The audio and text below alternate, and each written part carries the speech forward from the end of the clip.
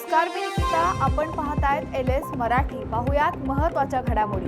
नाशिक विधान परिषद निवडणुकीतील पराभवानंतर महायुतीचे उमेदवार नरेंद्र दराडे यांचे गंभीर आरोप. आमचे पैसे घेऊन आमच्याच लोकांना वाटले, दराडे यांचं वक्तव्य. वक्तव्यामुळे महायुतीतील अंतर्गत वाद चर्चेत. वर्षा गायकवाड यांची ट्विट करून माहिती.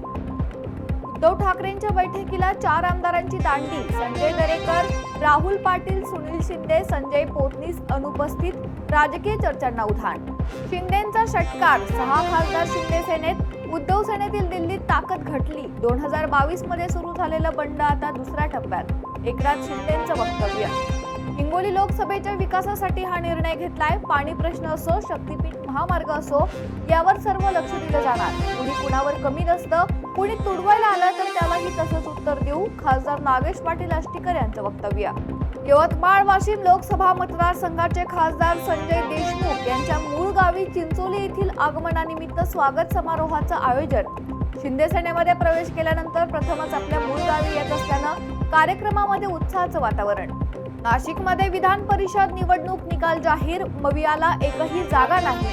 6 जागांवर बिनविरोध निवड. क्रॉस वोटिंग अंतर्गत नाराजीचा अनेकांना फटका. अमरावतीत काँग्रेसच्या उमेदवाराला 0 मते. महायुतीचा दमदार विजय. वाशिम जिल्ह्यात मान्सूनच्या सरी. शेतकरी आणि नागरिकांना दिलासा. मान्सून सक्रिय राहिल्यास पेरणीच्या कामांना अधिक वेग येणार. अकोला शहरासह जिल्ह्यात वादळी पाऊस बरसला. जिल्ह्यातील पातूर तालुक्यातल्या आलेगाव भागात पावसामुळे ग्रामपंचायतीचा भोंगळ कारभार चव्हाट्यावर. नाले सफाई नसल्यानं नाल्यातील पाणी रस्त्यावर. नागरिकांकडून संताप व्यक्त. रायगड जिल्ह्यातील पुणे तामिनी महामार्गावर इको कारचा भीषण अपघात. कारचा टायर फुटल्याने चालकाचं वाहनावरील नियंत्रण सुटून अपघात झाल्याची प्राथमिक माहिती. जखमींवर उपचार सुरू.